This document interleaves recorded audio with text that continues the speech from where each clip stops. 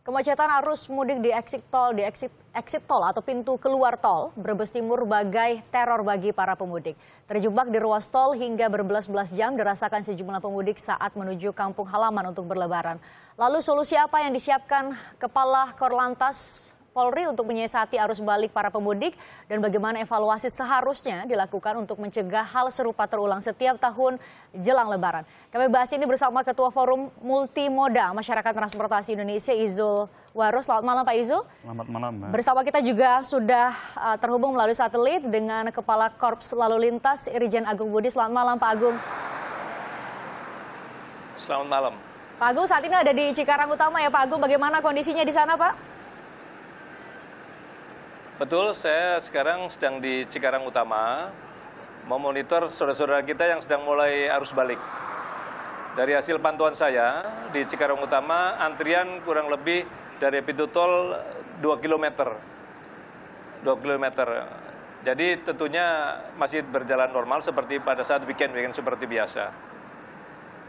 Ini hari Jumat ya Pak, hari Sabtu Minggu diprediksi akan menjadi puncak dari arus balik Lebaran. Seperti apa kira-kira skenario yang sudah disiapkan oleh Kakor Lantas Polri? Baik, yang pertama kaitan dengan arus balik, ini sudah mulai, sekarang sudah mulai. Ya, sudah mulai Pak Agung. Saya sudah minta data kepada sudah mulai. Terbukti pada di Tol Cipali, kami tadi meminta data yang di Palimanan, itu yang masuk dari arah Jawa ke arah Jakarta, itu 3 kali lipat dari yang keluar dari Palimanan. Yang keluar 3.000 sekian, yang masuk hampir 10.000. Kemudian kami coba juga cross check yang di Cilenyi, juga sama. Yang masuk ke arah Cilenyi, masuk Badung menuju Jakarta itu kurang lebih 12.000, tetapi yang keluar Cilenyi menuju ke Garut dan Tasik 10.000. Jadi menurut perkiraan saya sudah mulai masyarakat kita sudah arus balik ini. Sudah ada peningkatan. Selanjutnya kami Silakan Pak Agung, silakan. Ya, baik.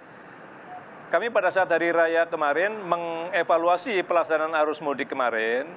Kami membuat langkah-langkah koordinasi dengan yang terkait. Terutama yang signifikan kami ketemu dengan Kepala Pengelola Jalan Tol, menyikapi permasalahan yang pada arus mudik, maka nanti pada saat arus balik, masyarakat khusus yang lewat Pantura, itu pasti akan macet di daerah Tegal sampai Brebes. Karena permasalahan apa? Permasalahan yang belum bisa diselesaikan, yaitu ada jembatan yang memang masih dalam perbaikan. Yang kedua, yaitu permasalahan Pasar Tumpah juga belum bisa menyelesaikan masalah, artinya masih terjadi seperti itu. Itu yang dari arah Tegal menuju Brebes.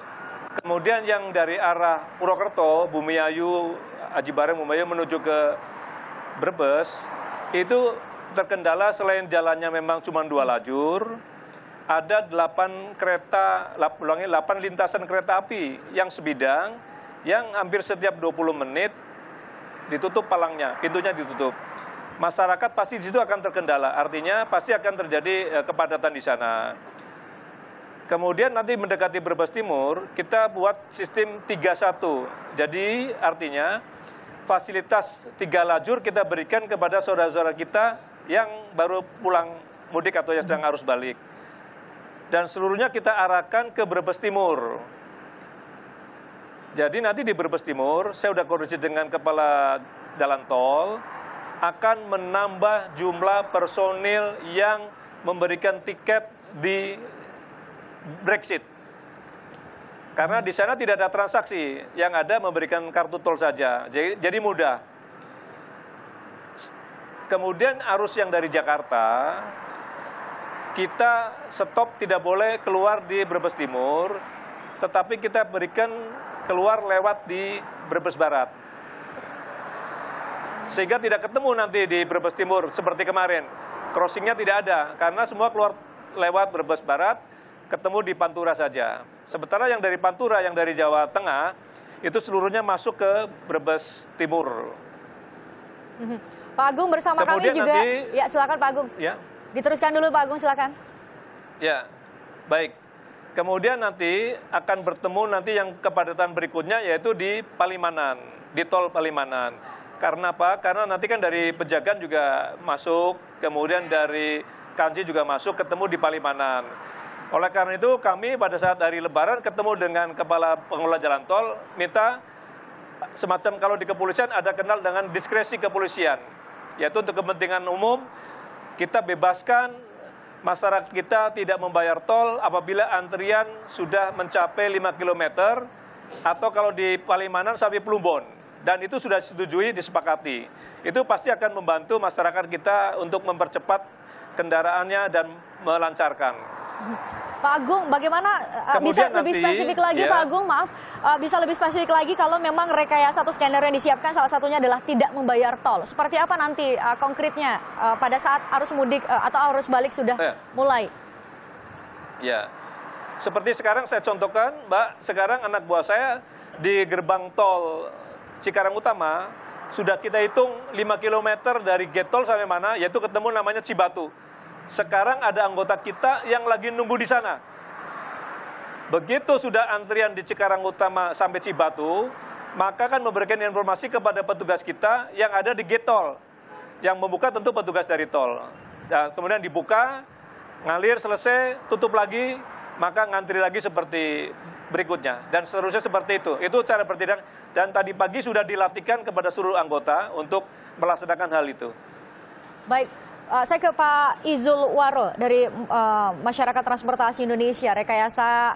Skenario rekayasa lalu lintas sudah dilakukan, kemudian juga bahkan ada beberapa jalur tol yang digratiskan. Menurut Anda sudah cukup untuk mengatasi masalah teror kepadatan?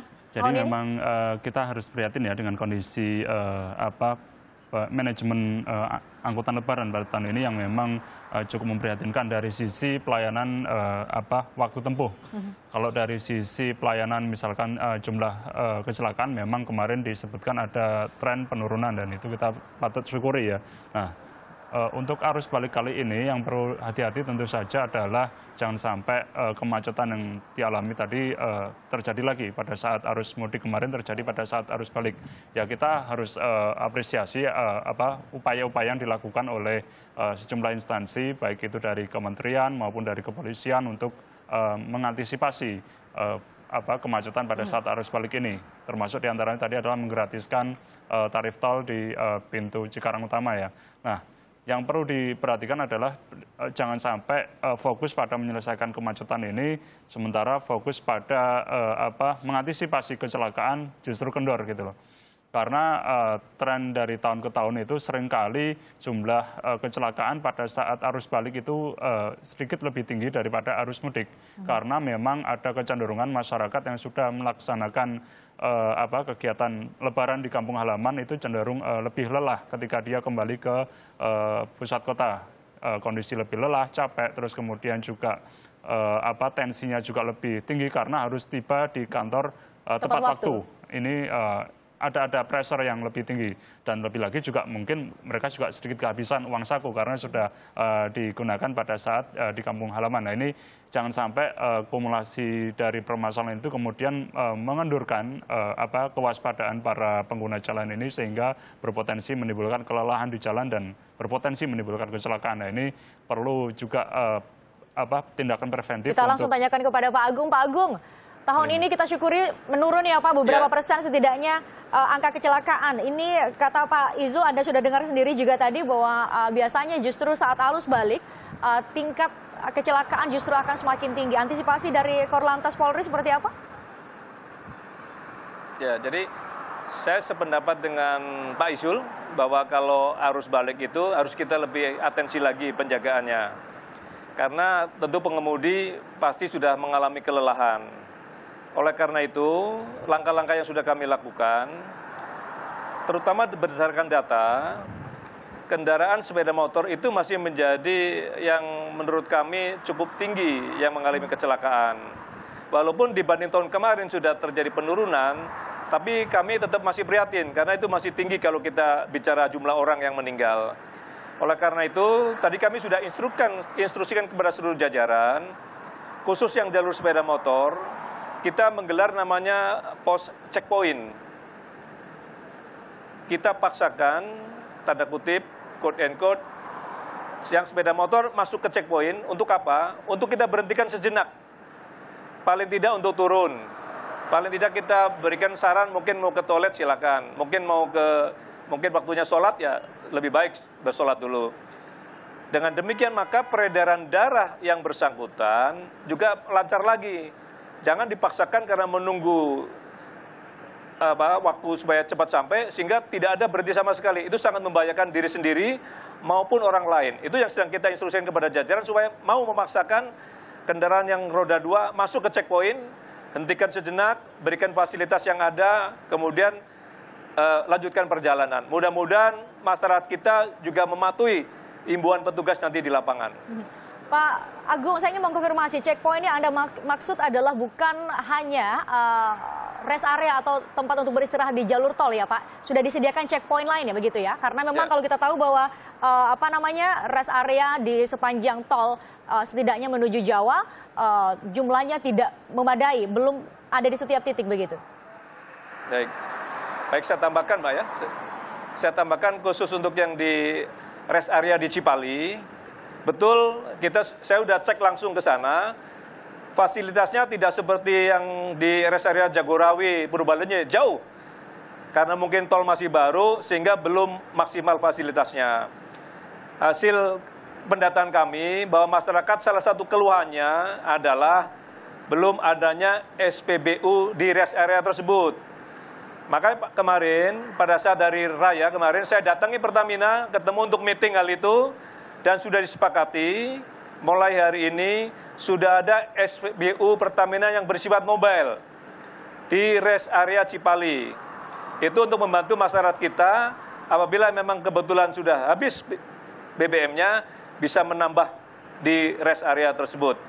Dan itu dijaga oleh kepolisian untuk supaya tidak terjadi berebut. Itu juga sangat membantu. Kemudian juga yang di SPBU antara Tegal dengan Brebes itu cukup jauh jaraknya. Maka Pertamina sudah menyanggupi di antara yang SPBU jauh tersebut juga menempatkan di lokasi yang mudah terjangkau berupa mobil dengan dispenser BBM. Jadi misalkan mau beli 10 liter bisa 10 liter. Bersifat mobile dan itu sudah minta pengawalan dari kepolisian dan sudah dilaksanakan.